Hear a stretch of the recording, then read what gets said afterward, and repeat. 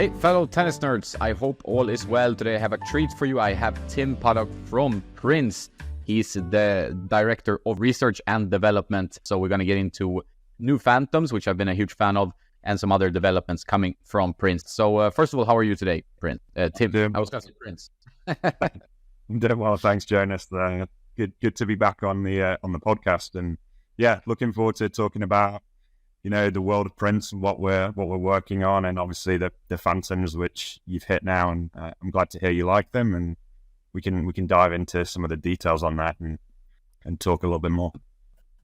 Yeah, so if we start with the Phantoms, which is quite interesting. So I remember it was 2020, I think the previous editions came out. They were well liked by the people I talked to, and obviously the people in the tennis nerd universe. A lot of people love the 100X 305 gram. But when you are setting out to improve upon an already liked frame, how does that look from your point of view when you're at the drawing board? What are you going to improve? How are you going to work to create a new generation? Yeah, and obviously this is the third iteration now of the Phantom. So the first generation was really well liked. It was a little on the softer side. It had a little bit more of a muted feel, and we realized that we wanted to adjust that and give it a little bit more power, a little bit more pop for the modern game, which is where we ended up with the second generation. So we'd stiffened up, certain areas of the frame. We adjusted the layup to get that a little bit more crispness. And even with the Twaron added in that second generation, which does dampen a little bit of the vibration in the frame, we obviously had adjusted that for a little bit more power.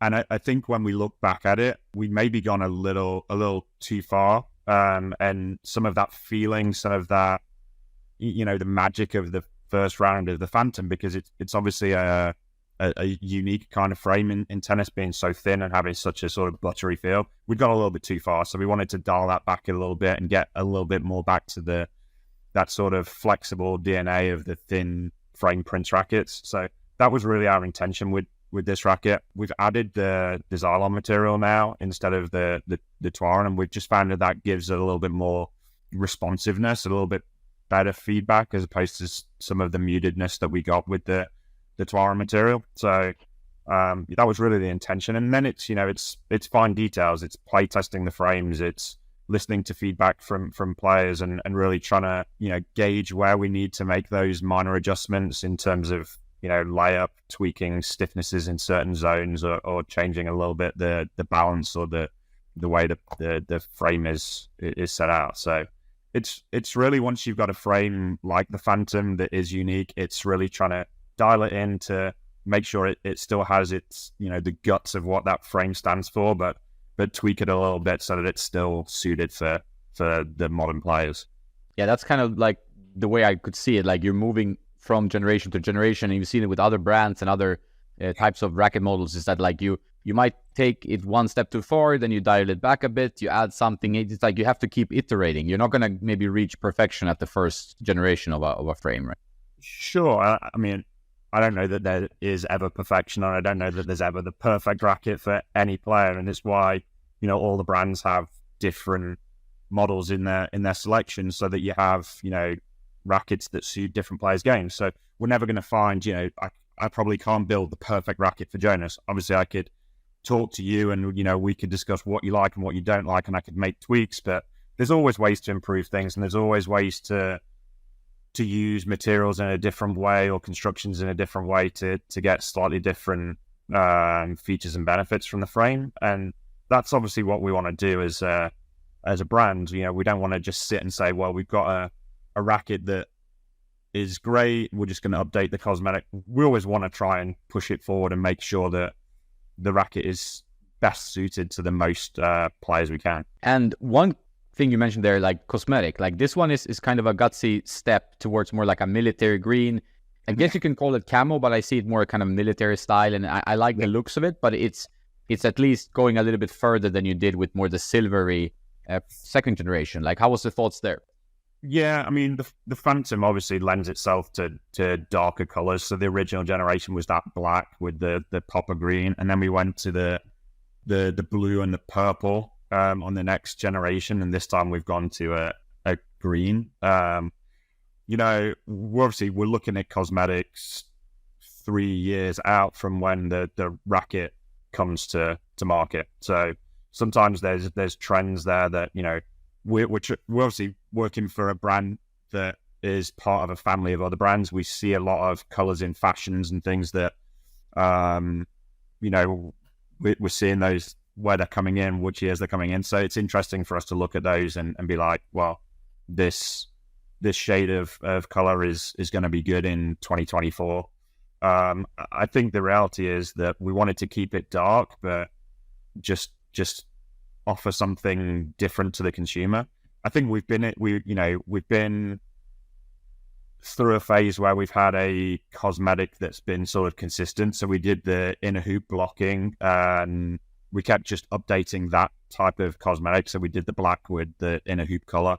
We did that for 2 generations, and we're like, you know, it's maybe time that we take a different stance, sort of, I think, to some of the other brands.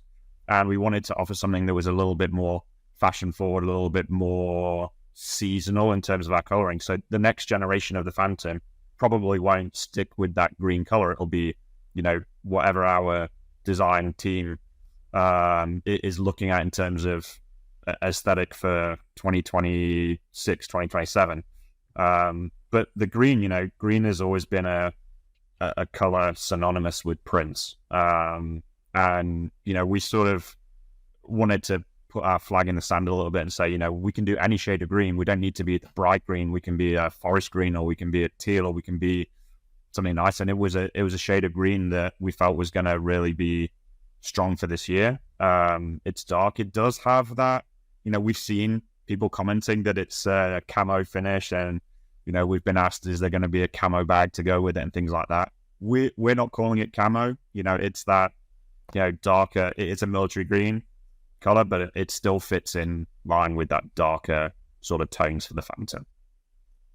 And you have a bunch of models. I guess they're different, and I'm keen to hear your thoughts about that, like different geographical ideas behind, like when you launch a racket, you have, okay, Tennis Warehouse Europe, they don't get this one, or they get that one, and Tennis Warehouse get this one. Just mentioning that retailer. But how do you think about the different models when you create, like, okay, how many models we're going to have? Are you going to have the 93P, which was a favorite, but it's kind of like 93 is a little bit old now, or 97, 100, 107, so on? What are your thoughts there? Yeah, and, you know, the 93 was old when we brought it in the first time. You know, people weren't really playing with 93s anymore, but I think it was important that we introduced that, and we catered to players that enjoy that. And personally, I love playing with the 93P. If you like that sort of compact hitting feel, you know, a bit more mass behind the ball, there really aren't that many rackets out there that are like that. So I think that's always going to be important.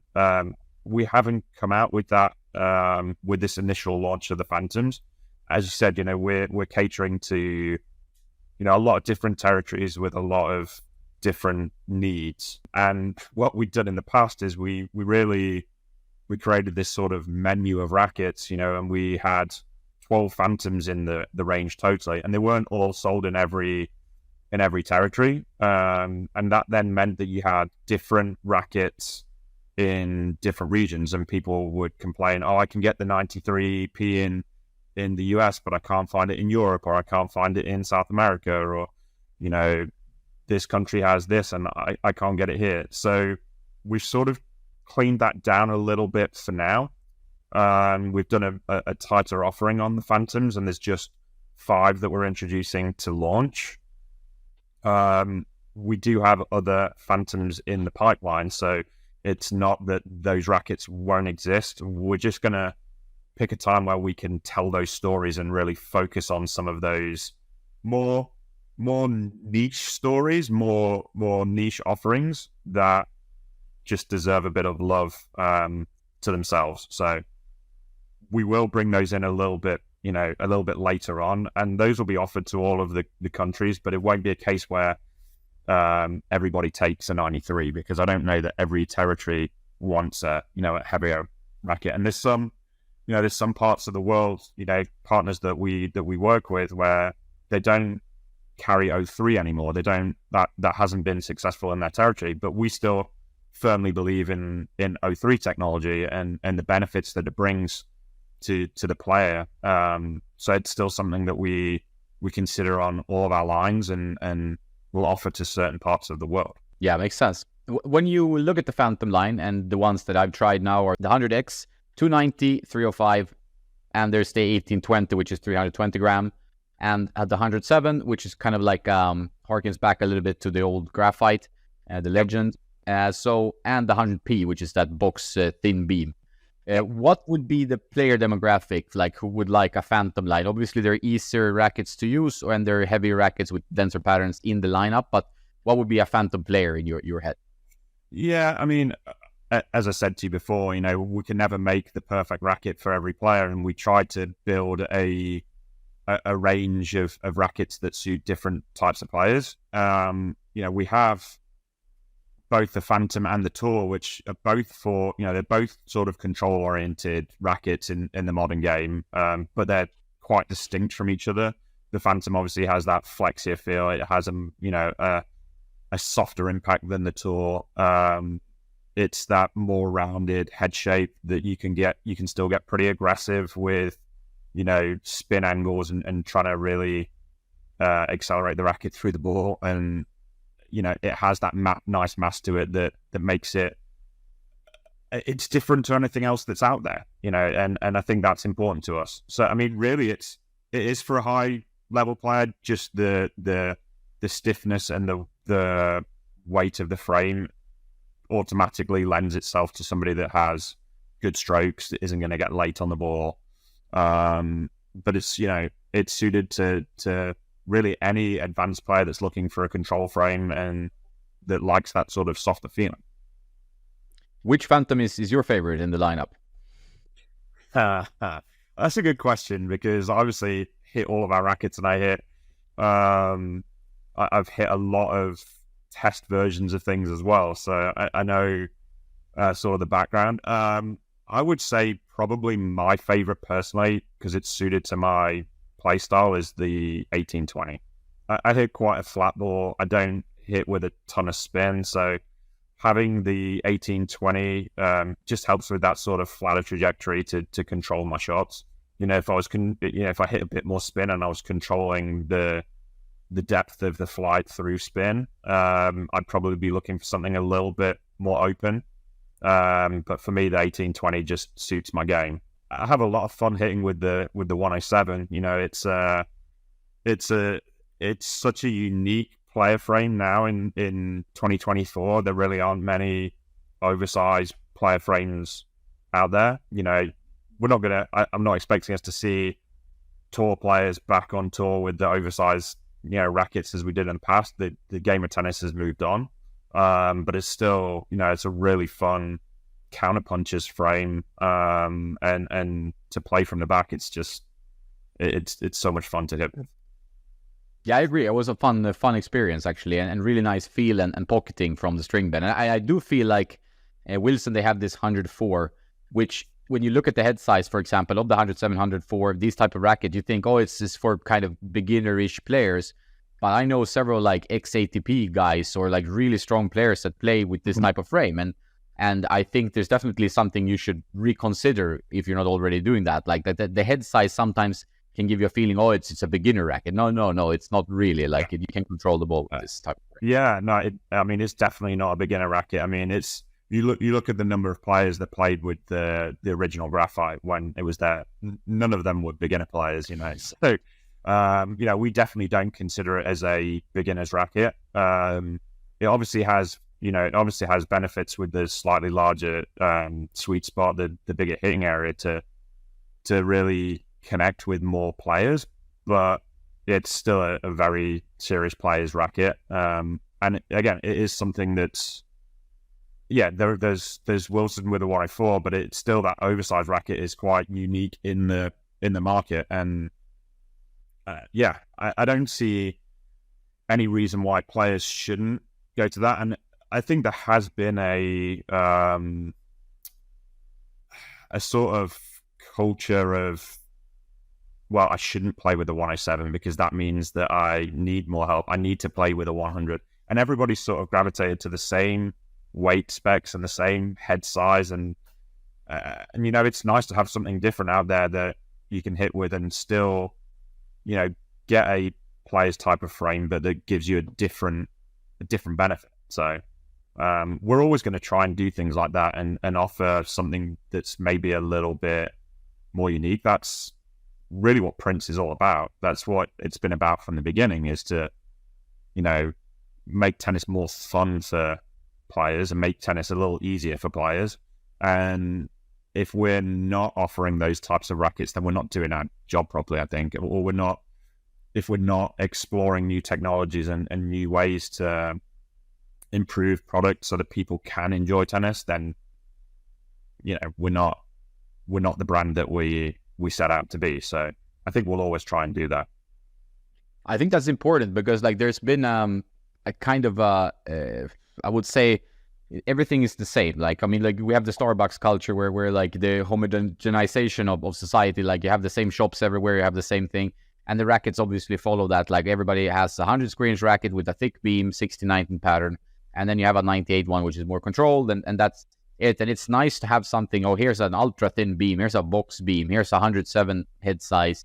Even like a 93 had its purpose. Like, because it's not always about like winning tournaments. And most tennis nerds or players that love tennis, so they're not competitive players. They're not going to compete for any titles or anything. They do play tennis because it's fun. And then it's about like having a nice sensation, getting something out of the frame, and it maybe having a little bit of identity reflected in the racket, right? So I think it's great that you keep pursuing different types of rackets.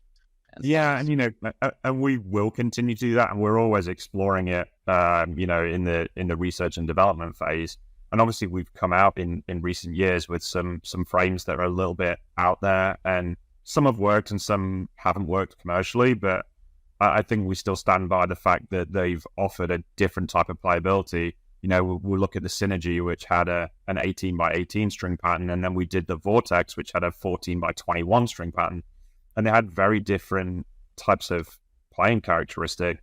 Neither of them was particularly, commercially successful for us. But we had those groups of players that came to us and were like, I need to get more of this racket. This racket is perfect for my game. So, you always get those players that will test rackets and will try rackets. And obviously, I'm talking to tennis nerds. So you have a following of players that are going out and testing product and trying different things. And I salute that. And I think that's great. But, we see, it doesn't always equate to commercial success. We know that the 100 square inch 16-9 string pattern will be commercially accepted. And a lot of that is not from players that are testing everything that's out there. And they're not, they're just saying, well, this athlete's using this, or this is the one that's in the store that's recommended. So I'm gonna play it, or my coach is recommending it to me because, that coach is endorsed by that brand. And it's funny because the thing with Andy Murray that happened recently where, he's been endorsed by a certain brand for his whole career. And then, he went out and just tested rackets as a pro athlete. It's sort of unheard of, but it's really refreshing for a guy to just go out there and just string up a load of rackets and see what's out there and see what's good, because I think people don't do that enough. And I think, all the athletes that you see, I know you see racket changes, and obviously you guys talk about that, but a lot of players are using the same racket that they've been using all through their career. And technology has changed and products have changed, and there are definitely rackets out there that people maybe don't know as much about because it's not available in every store, or it's not something that they see that people down their tennis club using. And maybe there's some benefits there that brands like ourselves, we're trying to find features and benefits for different types of players, because everybody doesn't play the same. My game is different to your game, is different to the guy down the tennis club. And so if we're all using the same racket, it's maybe one player's getting the advantage from that racket because it's a good racket, but the right racket for somebody else could be something totally different. So I think it's important to have different types of product and look at the game in a different way. And like I said, it's always nice to hear somebody reach out and say, this racket is perfect for me, even if it hasn't been, something that's been hugely successful. No, there's obviously also among retail players and pros, as you mentioned, like there's a fear of trying something new, and like when you have a guy that's on verge of retirement, we have Andy here, and he goes out to just buy a bunch of different rackets, get a 3-in-1 machine or 4-in-1 or whatever he got, and putting lead tape himself. It just shows that this is something that everyone can do. Like you said, like it's like you try 5 different brands, see, oh, this one is interesting. And if you're a pro player, then you have a little bit more information about what works for a game, what doesn't work for a game.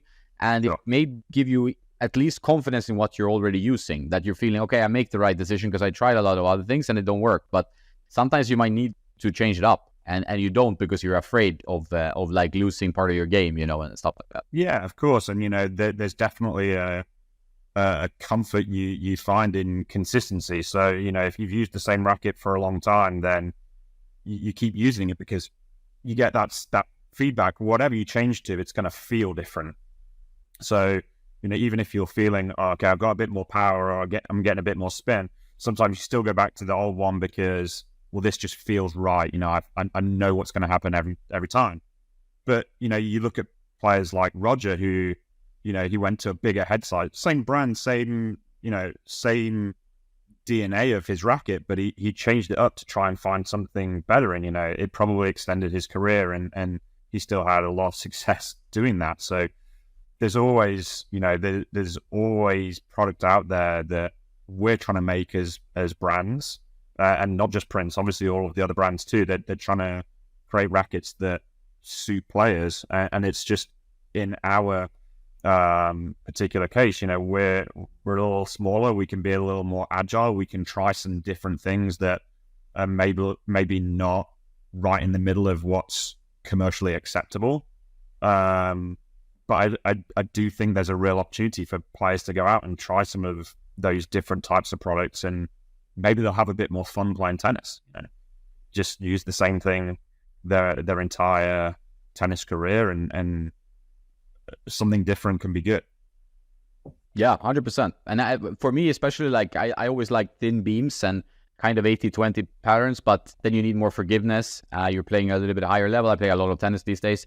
And then like a racket like the Phantom 100X, now 18-20, I'm in between 18-20 and 16-18, can't make up my mind. But I do like the 18-20 probably a bit more because I'm a bit like you. Like I prefer that kind of control. You feel confident to go through the ball a bit more. Otherwise, you start holding back a little bit. It's just how your game develops. But otherwise, I would have to go for something more like a 98 or a 95, to get that thin beam, because there's not that much options, So you need to have these opportunities. The same as like comfort rackets. Like a lot of rackets today are very stiff, and they rely heavily on a lot of dampening, so you don't have that feeling then if you get the comfort from the dampening tech.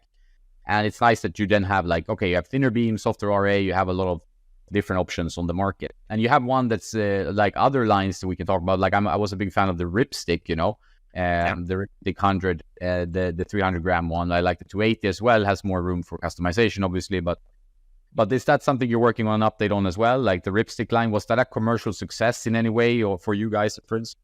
Yeah, I mean, the Ripstick was sort of, it launched at the same time as we did the Synergy and the Vortex, and it was, we were really looking at that sort of tweener space and how we can offer different benefits to those players. So, the Synergy was very much a counter-puncher's, a more flat hitter's frame. The Vortex was very much a spin frame, to try and generate more motion on the ball. And the Ripstick was sort of our power option in that space. It was, how can we make a 100 square inch racket that can really generate a lot of easy power and be really fun to hit and easy for pretty much everybody to use.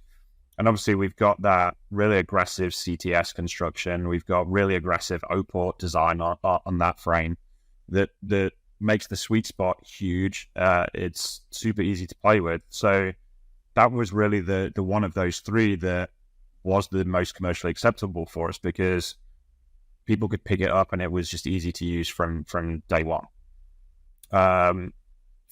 We are working on updates to that line. So for 2025, the spring, we're going to have what we're calling now the Rip franchise, which is going to have updated Ripsticks, but also updated Ripcord frames. So I don't know if you had a chance to hit with the Ripcord as well. It's more of a traditional construction version of the Rip. So same geometries, but it doesn't have the O ports. And we've completely refreshed that Ripcord frame. So brand new layups, brand new cosmetic, to really tie closer together with the Ripstick. And they're sort of like a yin and yang of that power type of frame. So the Ripstick has the O3. It's a huge sweet spot. It's easy to generate the power. Whereas the Ripcord is also a power frame, but it's a lower swing weight. So you're generating power through racket head speed, but it has a more traditional feel. And those are going to sit side by side and come out at the same time as part of this bigger Rip franchise, which we're really excited about. And, you know, it's more of a natural successor to, you know, the Beast and the Warrior and the Speedball Black and the O3 White. That legacy of rackets that we've had in the Twino franchise is now going to be where the Rip is going to sit for 2025. So we're really excited about it. You know, we've done a lot of play testing and spoken to a lot of people about those frames. We're excited about how they look. It's going to be something new again for 2025. So people can expect to see us doing some different types of cosmetics and things. But yeah, we're excited about that for 2025. Yeah, how important is the cosmetic? We talked about the Phantom before, but I really love, like, it felt like an 80s vibe on the Ripstick, the 300 one, where it's like a little bit all over the place, but it kind of worked, you know? It's just like, It's like an aggressive look that works really well with the aggressive O ports, right? And the O ports, I always like them because, like, they create a feeling of comfort and a very nice sensation when you strike the ball, you know? So I thought that it was like a really cool racket. Like, it looks so different when you bring it around the tennis courts. Yeah, and we got a lot of positive feedback on that cosmetic. We also got negative feedback on it too. You know, there's going to be people that like it and people that don't, and we understand that. Obviously, as you said, it was a pretty aggressive cosmetic, and it's an aggressive frame. So you can expect the next generation to also be an aggressive cosmetic. You know, bright and bold, and speaking to a customer that wants something aggressive. So yeah, I think the cosmetic is important. Yeah, we think about it from franchise to franchise. And like I said, we're not sticking to a sort of paint by numbers strategy with our cosmetics anymore. It's every franchise has a unique look and feel, because we're targeting different types of players. You know, we have the legacy rackets that feel very luxurious with that sort of, you know, shades of gold and things, which is really nice, but we're catering to a different type of player there. Whereas the Phantoms always have that darker, more serious feel. However we execute it, they're going to have that feel. And then the Rip franchise is going to be aggressive. So that's sort of where we're going with it. But it's going to have a different look and feel to the last generation, because we want to offer, you know, our consumers something different. You know, we don't want to just do a minor update on the cosmetic and the racket look exactly the same. And what's the incentive? The racket's going to play differently because we work on it, but to a lot of consumers, they're going to just think it's the same as the previous generation. So we want to be able to offer something aesthetically that is appealing to people as well, and gets them excited just looking at the frame. So the cosmetic's important to us, and I know our design team puts a lot of time and effort and thought into how the franchises are going to look. You know, we're already looking at how those franchises change in 26 and 27, 28. That's already being thought about.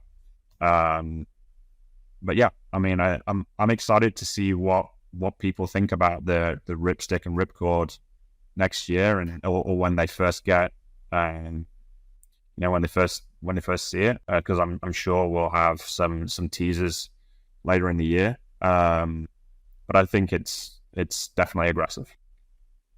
As a racket engineer who has a long time in the industry, what makes you excited these days when you're working on like a new line or a new racket? Or like, do you have, obviously everyone has off days and on days and stuff like that, but what makes you like, okay, this is exciting? Because you've been doing this for a while now, and you've done a lot of rackets, you know a lot about rackets, and what makes you still want to, you know, go out, play test new prototypes and keep doing this? Yeah, so I'm almost 20 years now with Prince, so it can get, well, we're updating the rackets, and it can get all the same. My true passion is in really trying to move things forward, and Prince I think it's why Prince is an ideal brand for me to be a part of, because it's always been about developing new technologies and creating new solutions to make the racket, and that's what I'm looking forward to right now. So we're looking and doing research projects behind the scenes on what's the next technology going to look like, what are the performance benefits we're trying to aim for, what are the goals we want from our future technologies. And that's the part that really gets me motivated to keep doing it and keep trying to push to create the best rackets. So I love doing the development side, and I love doing evolutions of products and trying to fine tune those to get the best rackets. But when we really dive into a big research project that is maybe going to be a shift in the way our rackets play and where they go, those types of projects are the ones that really get me excited. So, and I've been involved with quite a few of those in the last 20 years. I've worked on O3 and Speedport and all the tech stream frames that we did.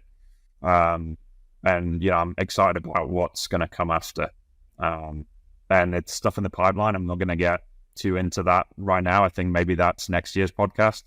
But yeah, we have stuff that we're working on behind the scenes. It's early days, but that we're pretty excited about, early stages of those. So that's what's keeping me ticking. And it's quite a long process, I guess. Like if you were drawing something up, you have an idea for a type of frame or a new line or a new racket in a line, and then you need like prototyping and stuff like that. And like how long is that process? Like you need some good patience there, I guess.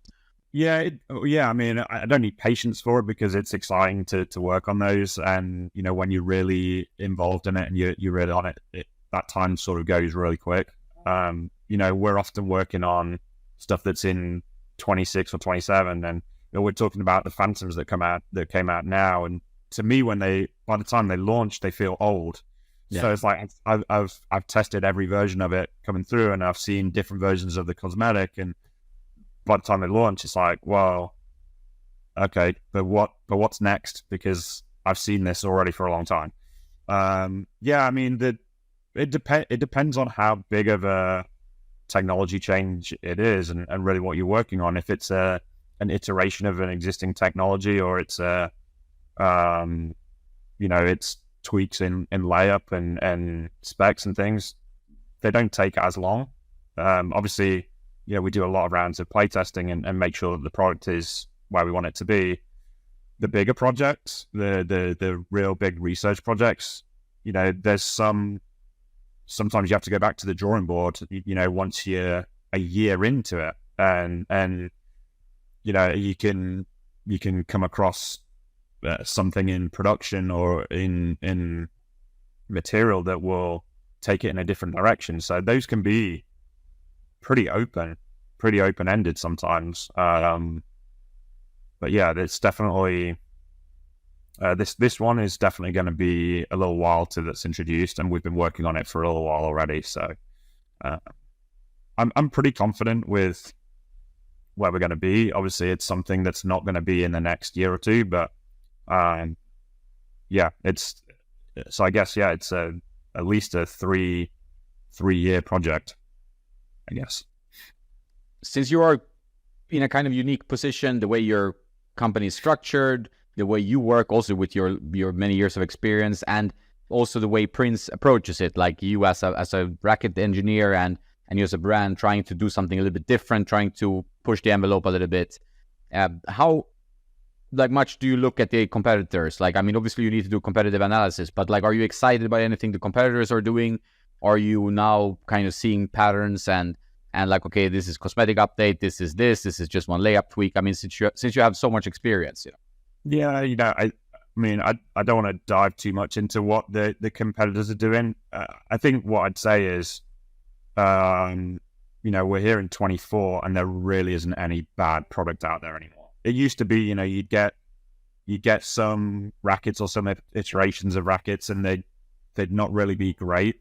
I think everybody's making really, really solid frames right now, and they're a lot of fun to hit. I think there's some brands that are doing a little more to push the needle. I think everybody's seeing a lot of Yonex rackets out there right now, which is great, and there's Technofiber rackets out there, which is great, and I love that people are picking up those different brands and trying different things out, and which is still that's encouraging to me working for Prince, because I'm hoping that means people are trying out rackets as well and enjoying what we do. But yeah, I mean, I like a lot of the rackets that are out there right now. A lot of them are fun to hit with. I just think that we have to, as a brand, being a little smaller than we used to be, and it's definitely a very different structure to when I started working with Prince. We have to be a little bit more nimble and try some different things. And again, as I said, some things won't always be commercially successful, but it doesn't mean that they're failures. We learn from them. We use things from old rackets and put them into new rackets in a different way, and we're always trying to use that to drive us forward. So I'm sure we'll have a period where we're finding some great commercial success, and it's going to be down to us driving the brand forward and hopefully driving tennis forward and the type of products that people use. I don't know if that's necessarily the mindset of every other brand out there. Those brands that have got a lot of players using their rackets right now, it's maybe a little bit more difficult for them to try some different things and explore different things, because when it's not broke, you don't try and fix it. So I'm not saying we're trying to fix things. It's just the DNA of Prince to try and move the needle. And so, like I said, I'm really happy to be on this brand and on this side of sort of change. Yeah. And I think many tennis nerds appreciate it, because like for me as well, testing all the rackets, honestly, I'm not terribly always excited about having a minor tweak or maybe just even a cosmetic update or a combo of both. So it's always like so exciting to test, and it's sometimes tough then to detect and explain more, or like what is different, right? People ask, like, if I have this V8 or V9, which one should I get? I can get this half off, blah blah blah blah. And I'm always trying to be on the consumer side, like, okay, it doesn't make any sense to pay double money for the similar playability, although it's a tad different, which I might feel who have tested rackets for many years, but to the regular consumer, it maybe makes no difference, and the $100 they save is more important, So I like that you're thinking differently, it's like this Apple slogan, right? Think different. One thing I wanted to ask about is the lines, right? So you have the Tour, you have the Phantom. Beast no more, or is it staying in some jurisdictions, kind of depending on market? Yeah, so we do have Beast still in certain markets. We still have the Beast is still very successful in Japan. It's also still available in Europe, and we have updated versions of that. I think for us, for most global markets, our focus is on what is our 4 major performance franchises now, which is the Phantom, the Tour, what will be the Rip as a combined franchise, and then the Legacy, which is our oversized, comfortable frame. So those are our major platforms, but there are still other rackets that we have out there, because we want to still be able to do things like the Vortexes and Synergies and Twist Powers and things of the world. We want to be able to do those. Some countries, those are more accepted than others, which is great. People play on different surfaces, people play different styles of game. There's still going to be a place to do, classic frames, or, bring back old frames as well, and just give the customer an opportunity to have some nostalgia and play with something that they remember from the past. So I think that's important. But our focus in terms of where we're going to try and drive the brand is going to be with those 4 major platforms. Yeah, it's a good clarification. Yeah, and I also like that you leave that open a little bit for maybe legends of or like reintroducing some classic frames, because I know like the audience, the tennis nerds, many of them like classic frames, many of them like heavy frames. Maybe they shouldn't use heavy frames, but they like them anyway. So it's like there's that old school demographic that like, okay, you know, rackets just gone down the toilet, which I don't agree with, but there's a lot of people who think that from the mainstream brands, and they love when there's some like old school traditional player frames being offered. And I think like you need to cater to them as well, because that's the way they have fun, and they kind of get nostalgia. And that's about tennis is all about having fun in the end. Like it's having fun and getting exercise, right? That's it, right?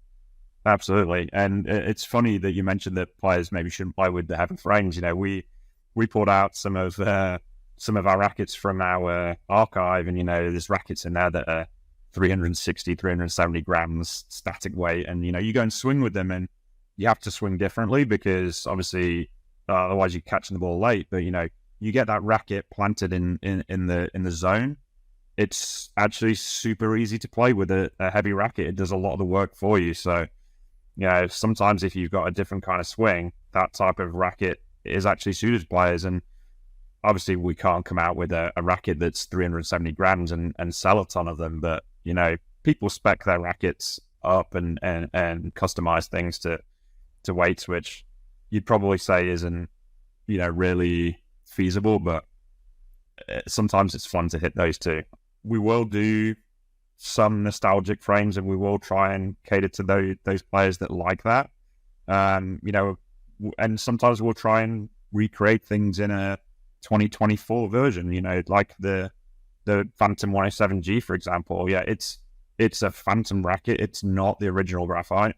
It's not intending to be, you know, a like for like. This is what we're painting it. We're painting an original graphite in the Phantom Cosmetic. It's its own frame, but obviously it shares a lot of DNA in it, and it pulls on a lot of the things that were important to us with the original graphite. And, you know, later this year we're going to introduce, and this is maybe exclusive to you here, the 03 Phantom 100, which will come later this year.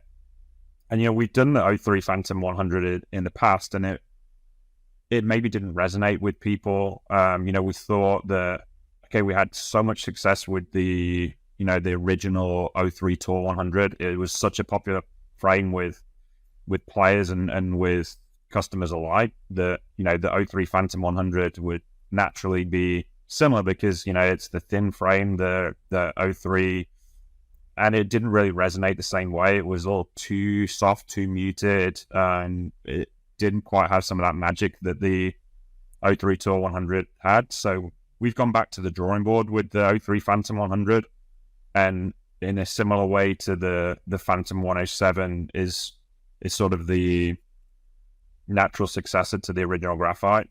This new 03 Phantom 100 is really dialing into where we were with the 03 Tour 100. We borrowed a lot of the same, you know, stiffness zone characteristics, and we've done a lot of play testing, and the technology has changed, and some of our production methods have had to change because of, you know, advancements. But it's pretty close, and we're really happy with the way it plays. It feels like a Phantom, but also still touches on that 03 Tour 100 that people loved. So we're really excited about that coming out later this year, and hopefully people will be excited and have some of those nostalgic memories of when they were grinding on a clay court with an 03 Tour 100, you know. So yeah, we do that. We're going to look at our past, because our past is important to us, and people love the history of the Prince brand. So we never want to move away from that. But we can do a true callback, or we can do a 2024 version of something that we've done in the past, and hopefully both of those will appeal to people. Yeah, that EXO line, it was a favorite of mine, and, you know, I had the pro players reach out to me because I had a bunch of them, and they're like, "Oh, can I buy these off you?" And you know, you feel like, okay, you're ranked 8th in the world. Like, I will sell them to you, because you need them more than I do. Yeah. So it's definitely, I think, a lot of happy faces if that comes back. Like, I also played some like ITF seniors, when you see some pretty strong players playing with like the old Exos and even the Phantom you mentioned, the O-Port, I think the first gen one, maybe. But that's a really nice frame. So that's nice that you're thinking of relaunching some of that, right? Yeah, it's coming soon. So yeah, like I said, we're excited about it. We know that sort of frame is something that people remember from prints. So it's important for us to do that properly. And we didn't release the second generation of it everywhere in the world. I think we just had it in certain pockets. But this time around, we're really confident in the way that racket plays. So we just want to get that out there. We're going to introduce that by itself in its own little time zone and give it the love that it deserves, because I am truly excited about what that racket will mean to players. Yeah, and I think there's something that you highlight as a brand, like your brand history and heritage. It's quite important to also show, like, okay, we're evolving, we're looking at the next line of rackets, the next evolution, but we have also had like a strong past and a strong history, and you should be proud of that. Like, and that's why I think it's important to showcase these old legends, classics, or bring them back if you can, or make a tweak. Because like it gives people nostalgia, but it also shows like, okay, we know what we're doing. Like, this racket came out in the 80s, 90s, whatever, and we're still producing rackets. We're trying to make them better for the modern game, but this is still a good racket, and it's where we were then, and this is where we're going now. Yeah, and the number of people that I run into that have a Prince story, they played with it in high school, or they remember it from the 80s. Every time, no matter who I'm talking to, somebody remembers an old Prince racket. So we have to be aware of the successes that Prince has had in the past and tap into them and learn from them. I would just say that we obviously want to continue to have those successes, and so it's our job to strive to make the best product that we can. So whether that's learning from the past or looking at new technologies, both are important. Both are gonna help us get to where we want to get to in terms of rackets that make players have more fun playing tennis. And so we'll continue to do that. When it comes to your string patterns, like, you were always kind of a proponent, I guess, Prince, of like the 1618. But a 1618 in your head is usually a racket that has quite a lot of launch, and I do appreciate, especially with the Phantoms now, but in general, like, if I see 1618 on a Prince racket, I know that there will be some control here. Like, I feel more confident historically with a 1618 Prince, and you still believe in that despite like the market saying, oh, you have to have 1619 because that's the golden number or whatever, which is completely silly. So tell me how you think about the string patterns. Yeah, there's a lot of things the market tell us we should do. And, from cosmetics to string patterns to specs. And, a 16 by 19 on one racket is totally different to a 16 by 19 on another racket. They're not all made the same. Head shapes are different, specs are different, stiffnesses of the frame are different, spacings are different on the string patterns themselves. So there's a lot of ways we can tweak a frame to make a 16 by 18 being a little bit more open. And honestly, it's not crazy to have one less string. But to be one string more open, we can adjust the frame to still have control. We can adjust the spacing, the density in the middle of the frame, whether we have 8 strings on the throat or 6 strings on the throat. There's all sorts of different things that we can do to tweak it to still make sure that the frame plays well. And it's why we've done things like 18 by 18 and 14 by 21. It's not an intention to just be different and just say, well, we're not going to do 16 by 19 on every frame. There's actually benefits in terms of playing to having different string patterns. So if you go to an 18 by 18, it definitely gives you a flatter trajectory. It suits that sort of flatter counter puncher. And so we put that string pattern on that frame. We tested it in 1619. We tested it in 1618. We tested it in 1620. We just felt that the 1818 was the right string pattern for that frame. And, we had about 3 or 4 different string spacings on the 1818 as well until we landed on what we landed on.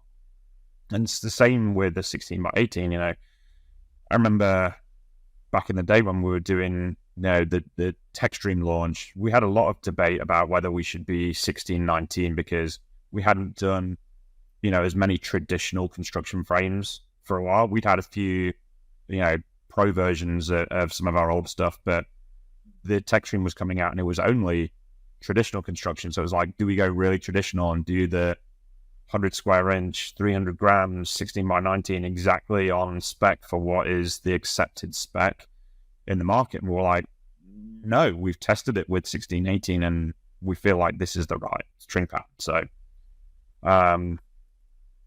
I don't know if every other brand, when they do 16 by 18, it gets too launchy because they just haven't done those string patterns. I'm sure they've done the research. I'm sure that they've tested lots of different patterns. I just think for us that it's not a big stretch for us to do a 1618 or a 1619. It's just making sure the rest of the frame suits that string pattern.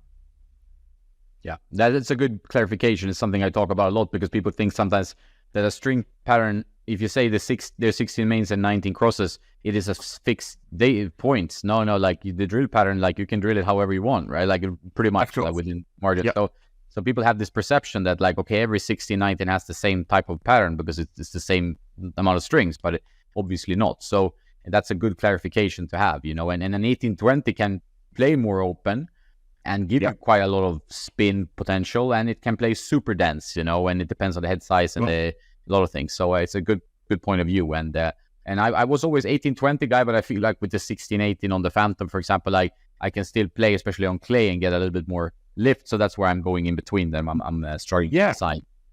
And again, we did the Tour 100P, which is 1820, and as you said, it's a little bit more open. You can still get plenty of access to spin with a Tour 100P. And on a Phantom, the 1820, as you said, you enjoy playing with 1820 for your swing style, for your game. But I think it's important that we have that 1618 where you can get more aggressive, you can hit more spin, particularly if you're playing on clay, and that angle of attack is going to be different because you're playing a slightly different type of tennis. So again, it's important for us to make sure that we have those options there, and we're not just going, well, we need to make the commercially acceptable frame, because that's, again, if we do that, we're losing the DNA of prints. And I would just encourage people to go out there and try the product before just saying, well, I wish it was a 16 by 19. Because we do get that, of course. We hear those comments from people. I would have liked the racket if it had been 1619. I'm like, well, did you really test the racket? And do you know what it would have played like if it was 1619? Because I do, because I tested it as a 1619 and as a 1618 and as a 1617. We do that in development. So to say that, oh, well, it should have been a 1619 or it should have been this weight, or I wish it had been this swing weight.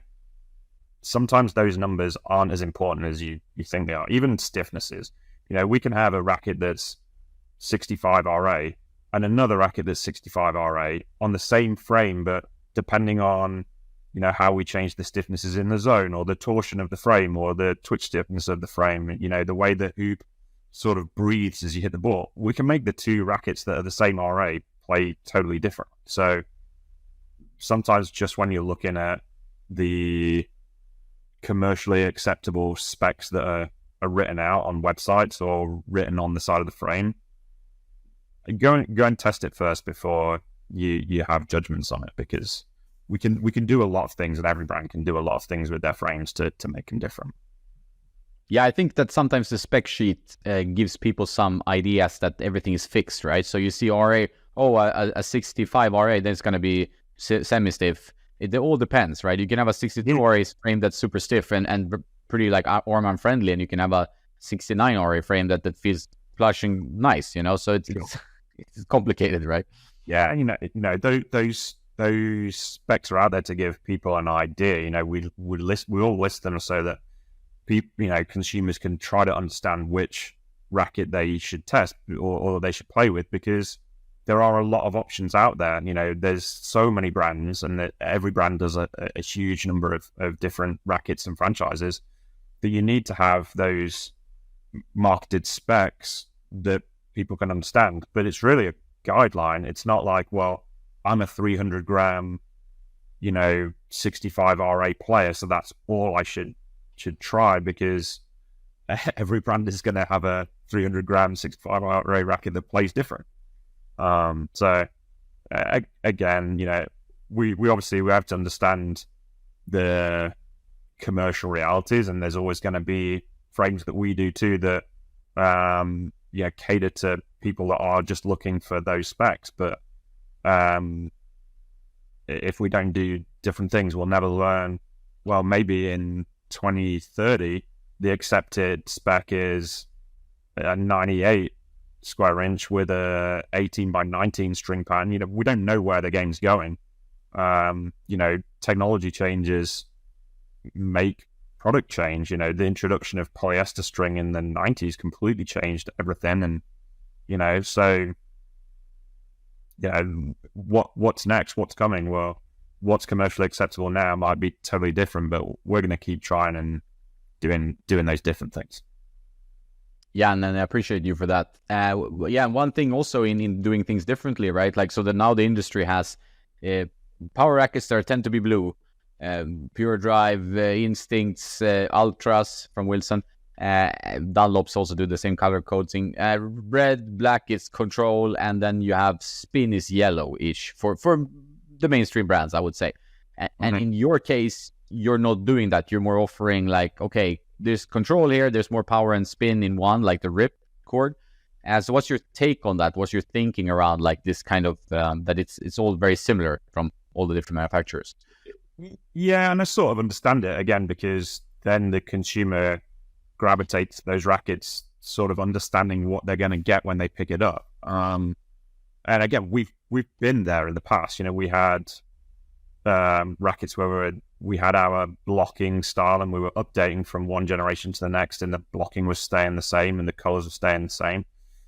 So people could understand. I think, again, maybe it's because we're not as big as some of those other brands right now.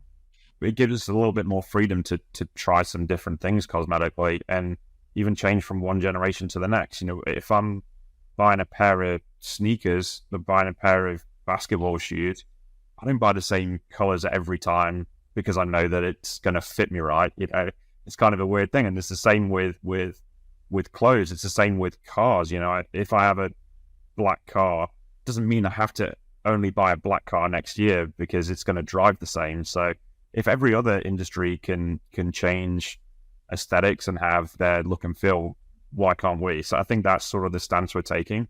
Yes, certain franchises are going to have